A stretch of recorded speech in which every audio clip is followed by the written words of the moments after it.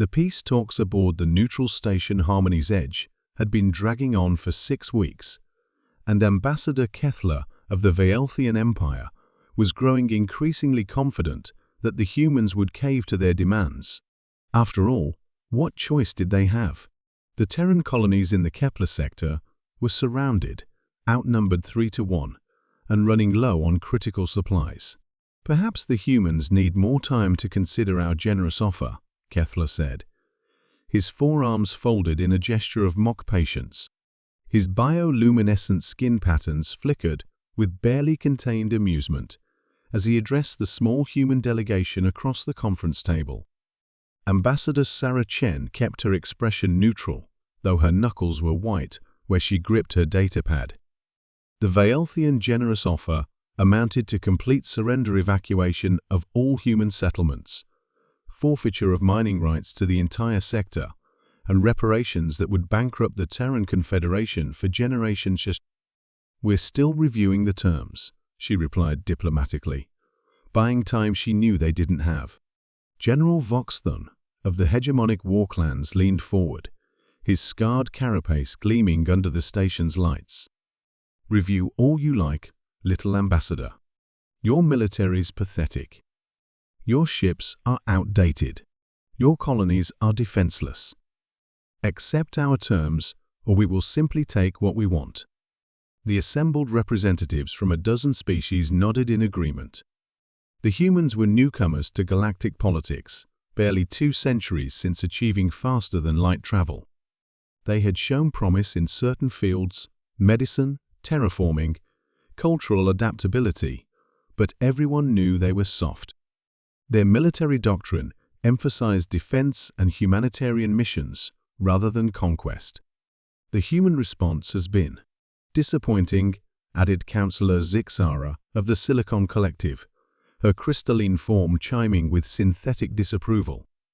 "We expected more pragmatism from your species." Sarah was about to respond when her neural implant chimed with an incoming priority message. She glanced at the data and for the first time in weeks allowed herself a small smile. "Actually," she said, standing slowly, "I think you might find our response quite illuminating." The station's proximity alarms began screaming.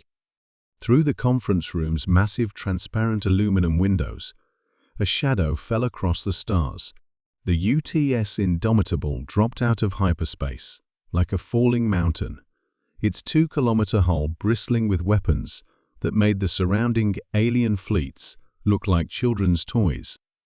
The peace talks fell silent as every delegate stared at the human battleship in shock. The Indomitable was a legend, the largest warship ever constructed by human hands, its experimental hull composed of metamaterials that seemed to bend light around them. Most of the galactic powers had dismissed reports of its existence as typical human propaganda. That's impossible," stammered General Voxthun, his warrior's bravado evaporating. "Human shipyards don't have the capability to." His words were cut off as the Indomitable's escort fleet began materializing around them. Dozens of ships, each one clearly of human design but incorporating technology that shouldn't have been possible. Gravitic pulse cannons, quantum torpedo arrays, and shield generators that created visible distortions in space-time itself. "Where did they get those designs?" whispered Councillor Zixara, her crystalline form flickering with what might have been fear. Sarah's smile widened. "Funny thing about humans, Councillor. We're really good at making friends. And our friends have been very generous with their knowledge." As if summoned by her words, additional ships began dropping out of hyperspace.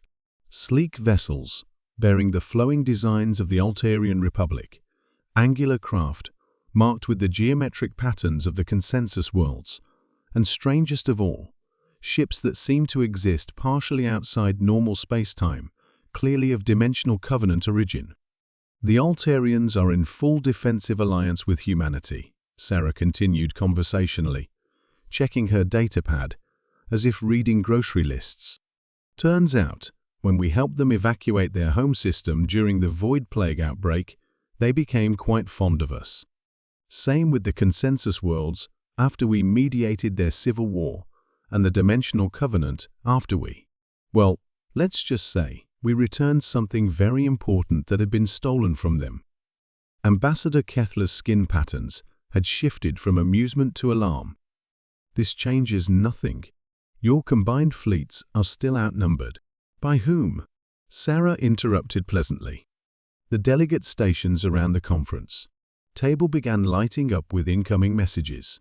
Fleet commanders reporting sudden equipment failures, supply lines being mysteriously cut, and most disturbingly, entire squadrons simply leaving.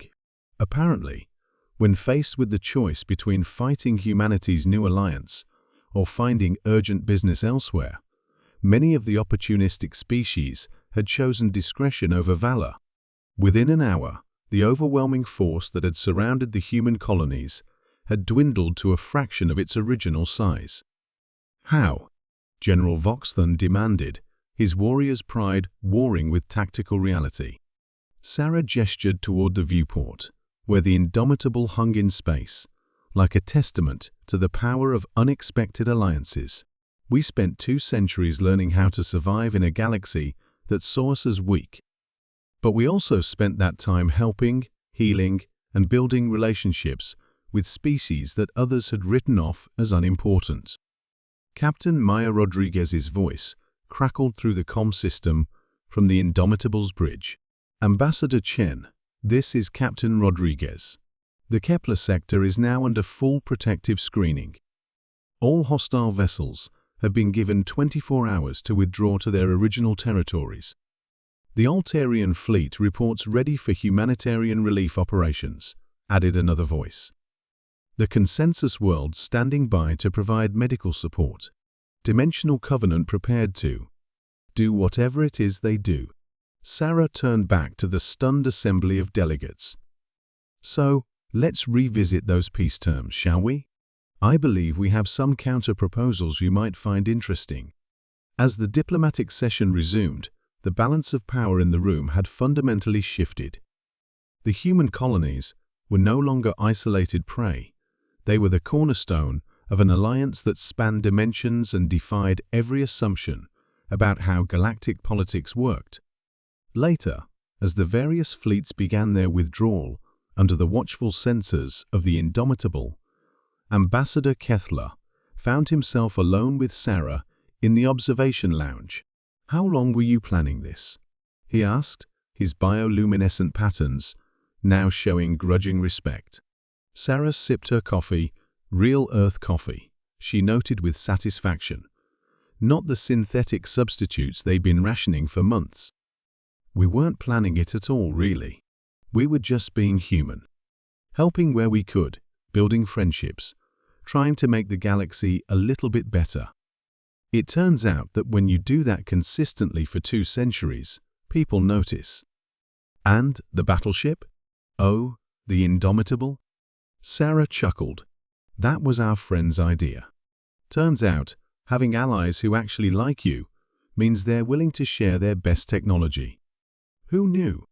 As the peace talks concluded, with terms heavily favorable to humanity and their new alliance, Sarah realized that sometimes the most effective diplomacy came not from negotiating tables, but from 2 centuries of simply being the kind of species others wanted to help. The galaxy had expected the humans to be weak because they were kind. They had learned too late that sometimes kindness was the strongest foundation for power imaginable.